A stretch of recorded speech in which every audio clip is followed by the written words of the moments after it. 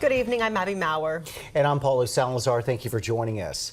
At the beginning of this month, a federal bill providing health care for first responders during 9/11 was not renewed, leaving thousands looking for ways to pay for coverage. Funding from the $4 billion bill called the James Zadroga Act will run out by October 2016. And for a Tallahassee man who suffers from health issues after serving on 9/11, staying healthy without that money comes at a cost.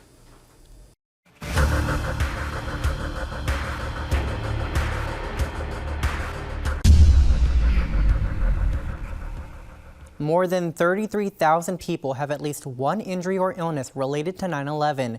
They're the ones who escaped death that day. And for one Tallahassee paramedic, his fiancée, and their 2 young daughters, they are just one of the many families scrambling to keep up with treatment. We went down, we did our job, we got sick. September 11th, 2001.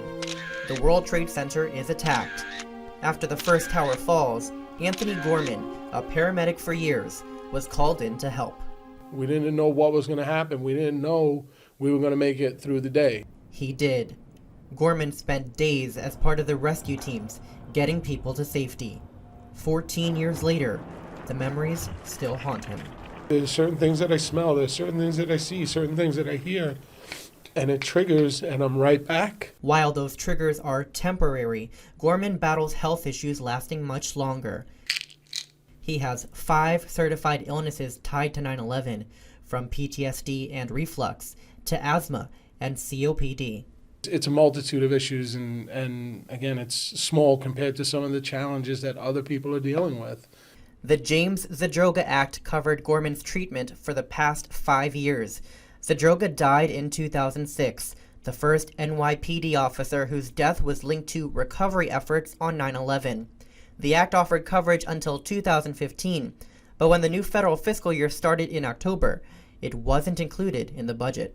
To have, funding to take care of these people is not a lot to ask. It's a slap in the face. Every day, Anthony has to take 9 different medications to cope with the conditions he suffered from 9/11. If the Zadroga Act isn't renewed, he'll have to start paying for these things out of pocket, which could total up to $750 every month. I don't think anyone should have to make a choice. Do I pay for my medications or do I have to pay rent? And rent is around $900. His fiancée Lynn says defunding the act raises serious questions. Do we feed our children, or do we keep him healthy? Are my children going to have a father in the next couple of years? That scares me. Gorman is just 43. He and Lynn have been engaged since 2013, but having a wedding isn't a priority when they worry about his health every day. He's my life. He gave me 2 beautiful girls, and I don't know what I would do without him. The family has reached out to local lawmakers for help. State Representative Gwen Graham is a co-sponsor of the James Zadroga 9/11 Health and Compensation Reauthorization Act. We owe them this with their medical bills and so much more. Our nation will forever be grateful for their sacrifice. Keeping the Zadroga Act would be the least the American people, the least Congress could do to thank these people. Both the House and Senate failed to vote on the act.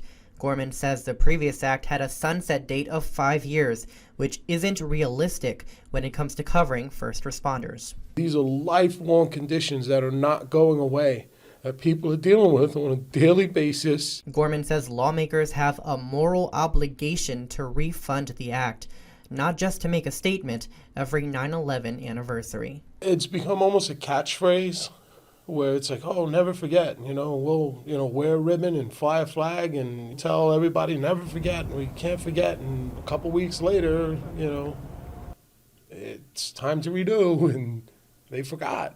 I love you. Wow. Be active, be proactive, rattle the cages, get the word out that this funding has expired.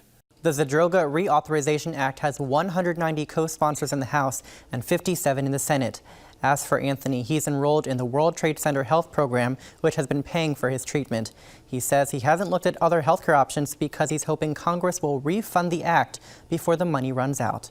If you've got a story idea for the Insiders, you can email us at abc27news